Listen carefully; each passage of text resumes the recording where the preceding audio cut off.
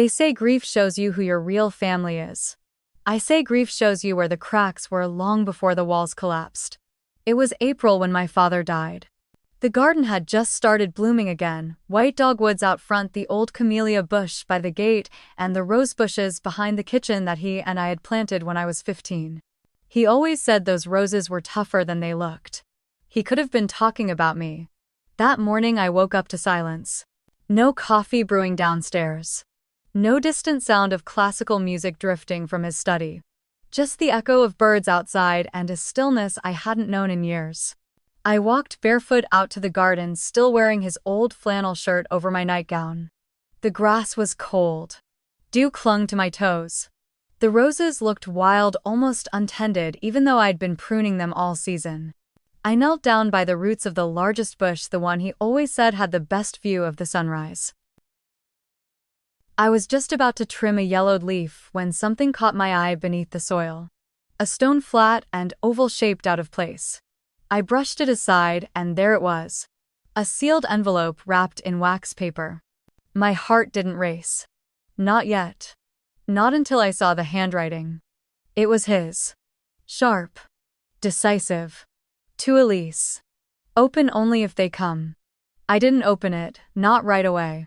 Instead, I slipped it into the pocket of my flannel and stood up, brushing dirt off my knees. I already knew who they were. I just didn't know when they'd arrive. By noon, the funeral home had called to confirm arrangements. We'd settled on a quiet Episcopal service in Charleston, followed by a small gathering at the house. My father wouldn't have wanted anything extravagant. Keep it short and skip the eulogies, he always said. The house looked too clean. Danica had stopped by earlier with fresh flowers and a copy of the service plan. She was more than my father's lawyer. She was my oldest friend and the only person I trusted to handle the estate. Want me to stay? She'd asked. I'd shaken my head. I'm okay, just need a day to sit with it. I lied. I wasn't okay. I walked through the house in slow circles. Past the dining room with the long walnut table where we'd eaten every Sunday. Past the fireplace where he kept a photo of Mom still framed in brass. And finally into the study. The desk still smelled like him, cedar oil and pipe tobacco, even though he hadn't smoked in over a decade. Everything was neat. His favorite pen lined up perfectly with the edge of the blotter.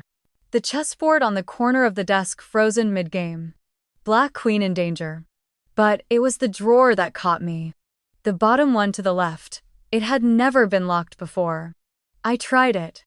No give. No key in sight.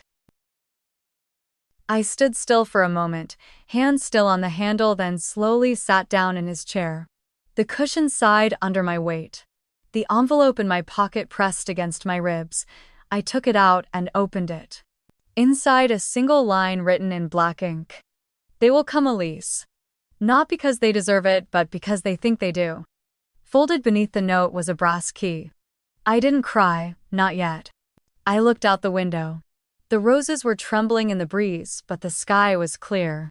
There was no storm on the horizon. Not yet. But my father had never waited for storms. He built the house strong because he knew storms always came. And now so had I. The first thing I saw wasn't the casket. It was her heels. White, patent leather. Pointed. Clacking up the stone steps of St. Augustine's like she owned the place. Tessa. She held a matching clutch in one hand, the other looped into Grant's elbow. Her hair was in soft curls, her makeup flawless, not a single tear streak in sight. She looked like she was attending a charity gala, not the funeral of the man whose daughter she never called. I stepped out of my car and closed the door slowly, watching them from across the courtyard. Grant caught sight of me first. He offered a short nod. The kind you give a stranger in a waiting room. Tessa didn't look over. She just kept walking, her heels echoing all the way down the stone aisle. Inside, the chapel smelled like lilies and lemon polish. My father's casket sat at the front, draped in the same navy cloth he'd chosen himself years ago. He didn't want prayers. Didn't want a priest who didn't know him talking about eternal rest. He wanted music, Mozart specifically, and quiet, so that's what we gave him. No speeches, no platitudes. Just an instrumental quartet, a brief reading from Ecclesiastes, and silence. I sat alone in the second pew. Danica sat behind me, hands folded. Miles had slipped in late and took a seat in the back, sunglasses still on indoors. Tessa and Grant sat front row center. Like family. Afterward, in the church garden, people mingled politely. A long table held glasses of lemonade, cucumber sandwiches, and small mason jars of hydrangeas with navy ribbon. Southern restraint wrapped in linen and politeness. I stood by the rose trellis greeting old neighbors, my dad's former colleagues, women from his garden club who hugged me like I was still 12. I thanked each one. I meant it, but I was barely there. Then I saw her coming. Tessa weaving through the guests with a practiced smile, holding a glass of lemonade like it was champagne. "Elise," she said, voice sugary smooth. "This place is just timeless."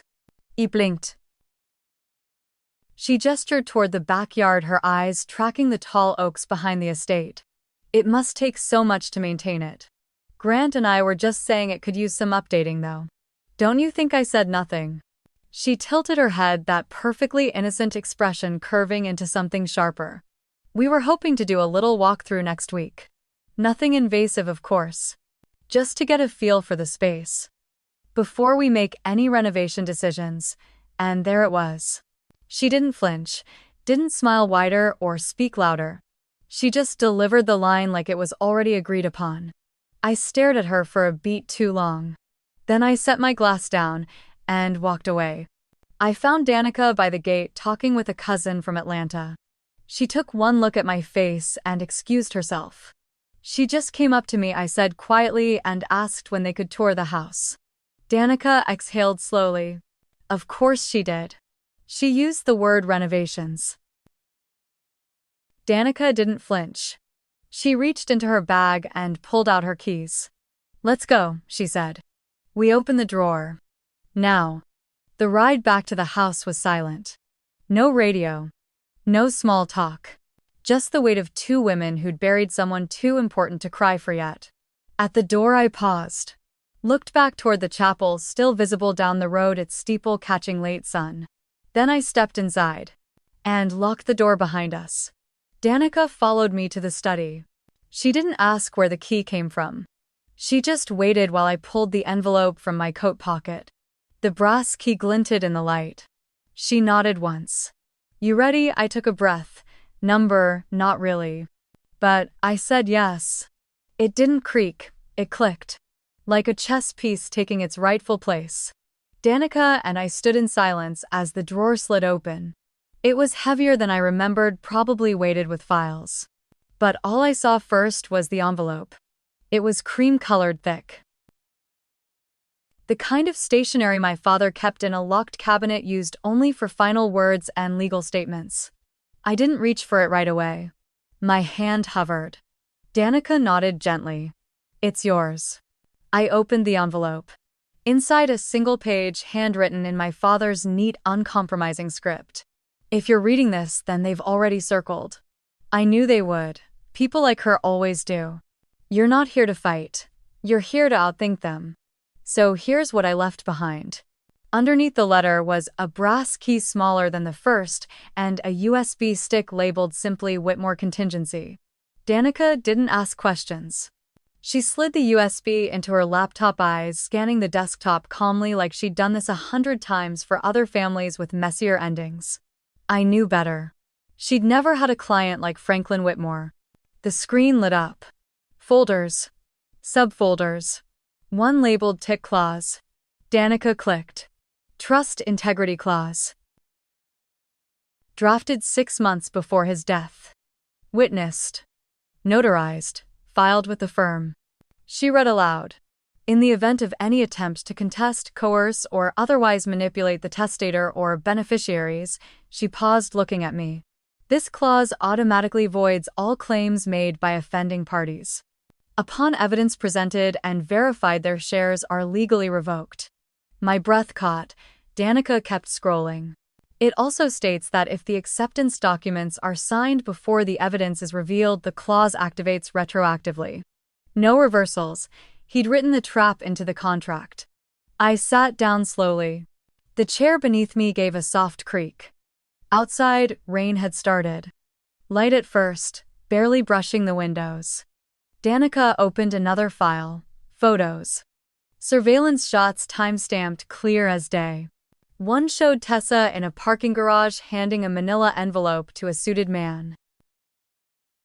Another of Grant signing something behind her, his posture uneasy, his hand half-covered. Next, an email printout. From Tessa, W. at Personal Mail. To Law Firm. Stanford Estate. At Outlook. Subject: re Grant's authority over Charleston property. Danica's eyes narrowed. They were trying to reposition him as having legal ownership. Before the will was read. Before he even died, I whispered. And then the audio file. She clicked play. Tessa's voice crisp and clear. Once he's gone, I want the kitchen gutted. That marble is hideous. We'll host the reading in the garden, keep it light. Elise won't even know what hit her. Danica's mouth pressed into a thin line. She really said that. Out loud. Into a phone. She thinks I'm weak, I said.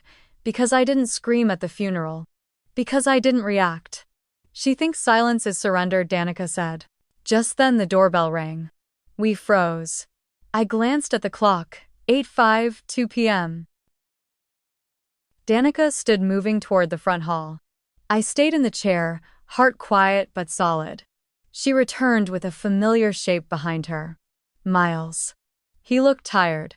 Rain had soaked through his collar. His eyes were rimmed red. Not from tears, more like the slow erosion of a man who'd chosen the wrong side too long. He didn't speak right away. Just reached into his coat and pulled out a folder. I think this belongs to you, he said, setting it gently on the desk.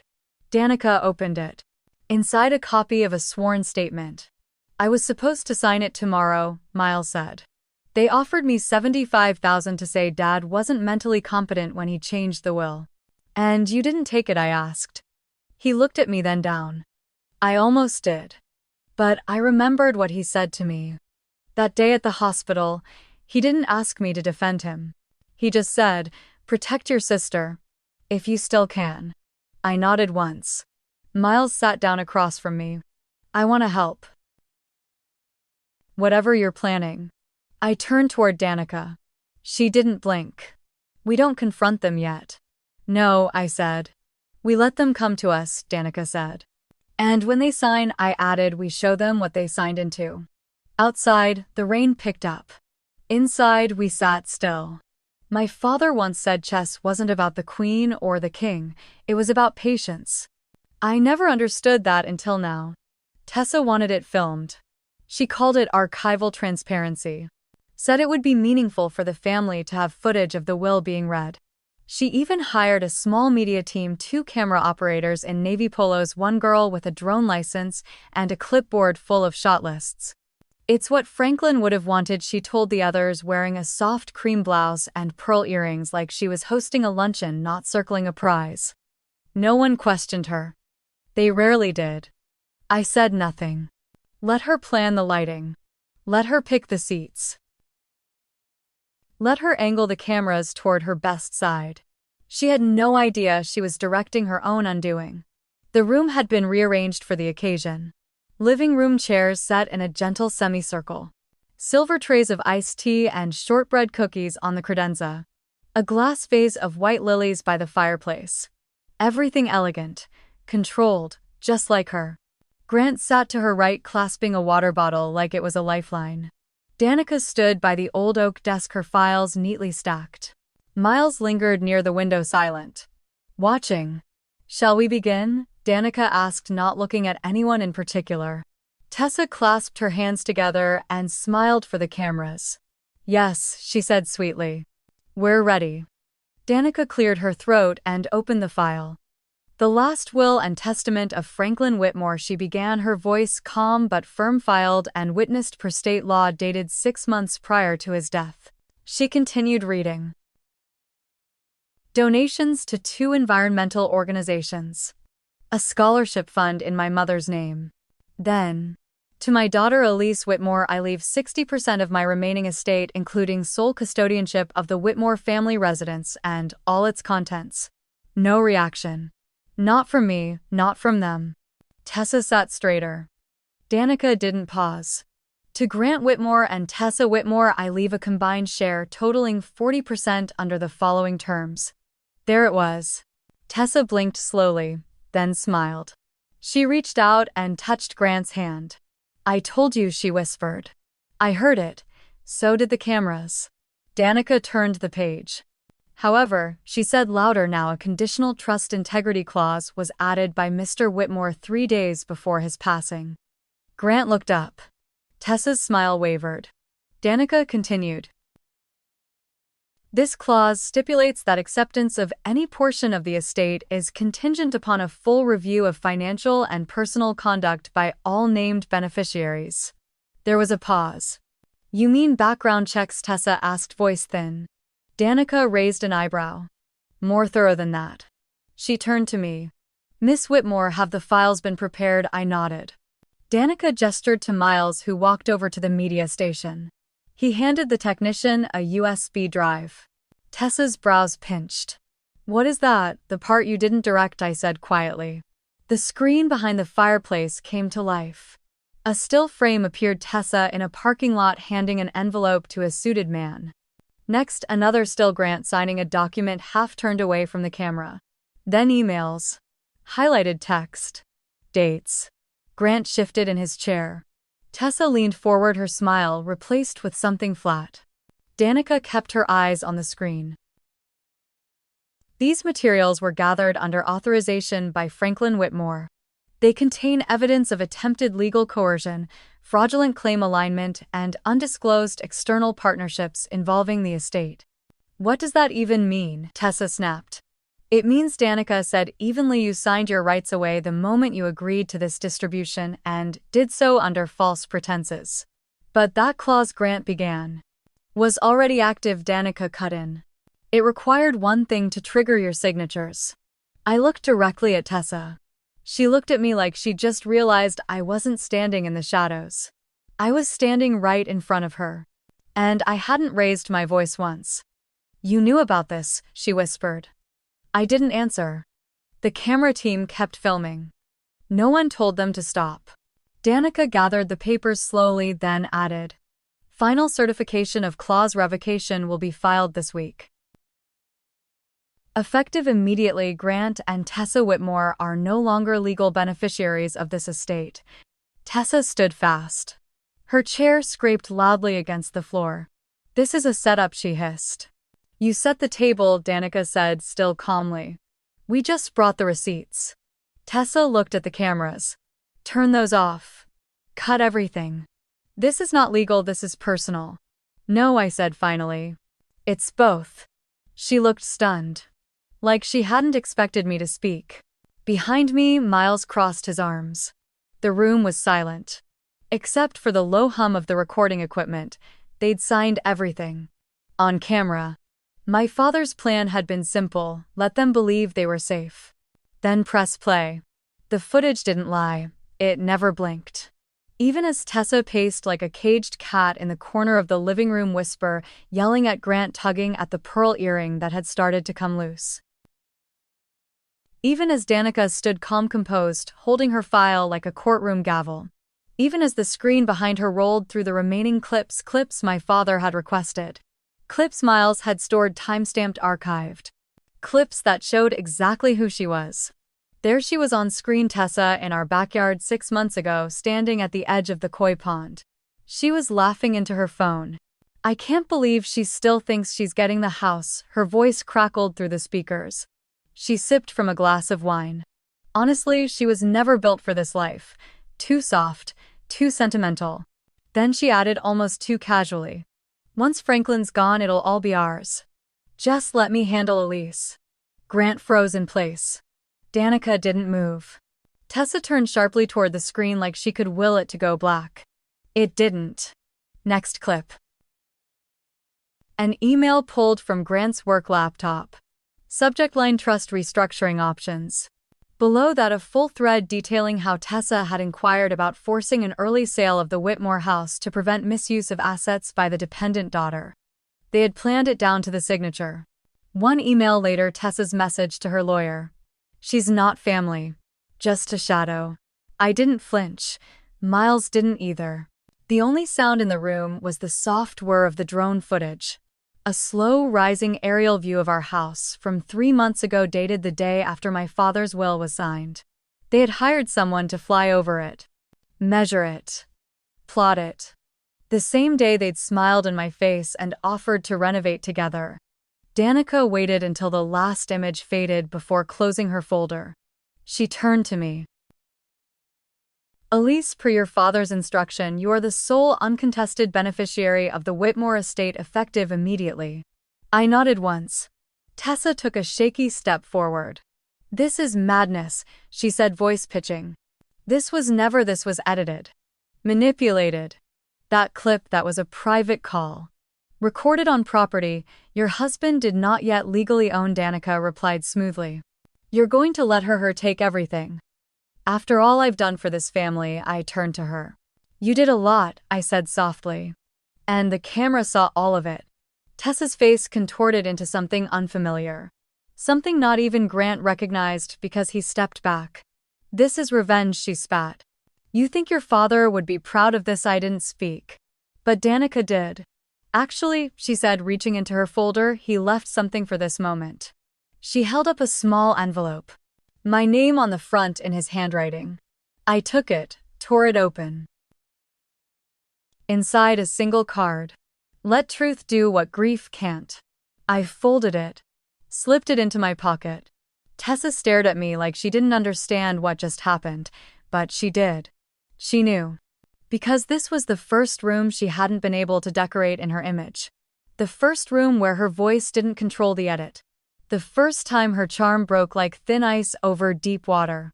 She tried to say something else, her lips moved, her fingers twitched, but no words came out. She turned and stormed past the cameraman, her heels clicking louder than anything else in the room. Grant followed, not looking back. Danica waited until the door closed behind them.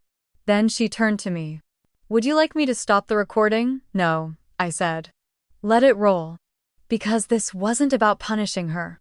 It was about remembering who she always was and making sure no one forgot. Not this time. Not ever again. Fall came early that year. The trees on Rosecliff Lane turned gold before September even ended. It was the kind of season my father used to call a quiet victory. No parades, no applause. Just color where there used to be gray.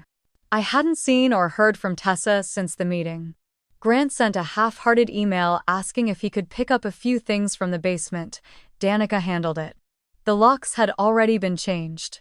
The cameras stayed for now. Not because I was afraid, but because they had become honest. They didn't lie, they didn't flatter, they didn't erase things that made people uncomfortable. And I needed that kind of presence around.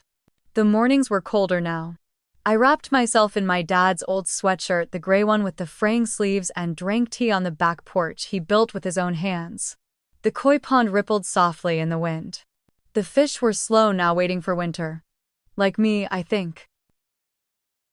Waiting for the silence to become peace. Danica stopped by every other Thursday. Not for legal matters anymore. She brought almond croissants from the French bakery near her office, and sometimes we didn't even talk. Just sat there watching the leaves drift into the water. She told me once, some inherit houses, some inherit chaos. You, Elise. You inherited the truth, and you carried it all the way home. I didn't reply. But something in me softened. One evening, Miles came by with a box labeled Whitmore Archives. Inside were letters my father had written but never sent, drawings of the house from different decades. Even a cassette tape labeled Elise, 1996, age 7, first violin recital. She hated it. We played it in the kitchen. I winced at the scratchy sound of my young self missing every third note. Miles laughed. Guess you really did hate it. Like poison, I grinned. We made soup that night, from scratch. My father would have approved. No shortcuts, no noise. Just fire, water, salt, and the people who stayed. I never put the nameplate back on the gate. I left it blank. Let the mail carrier write it in chalk each time she dropped off something new. Let the wind decide how the house introduced itself now. I didn't need the world to know who lived here. I just needed the house to remember. And it did. In the way the sun hit the porch steps exactly at 3:17 p.m. In the way the hallway floor still creaked one board after the second turn. In the way his coat still smelled like cedar and soap even after all this time. I kept one camera. Pointed at the front porch. Not for safety, not for drama. But for the days I couldn't trust my own memory. The days I wondered if I imagined all of it. I'd rewind the footage. Watch myself just sitting, tea in hand, legs curled under me, not smiling, not frowning, just here. Still. Still Elise. Still standing, still home,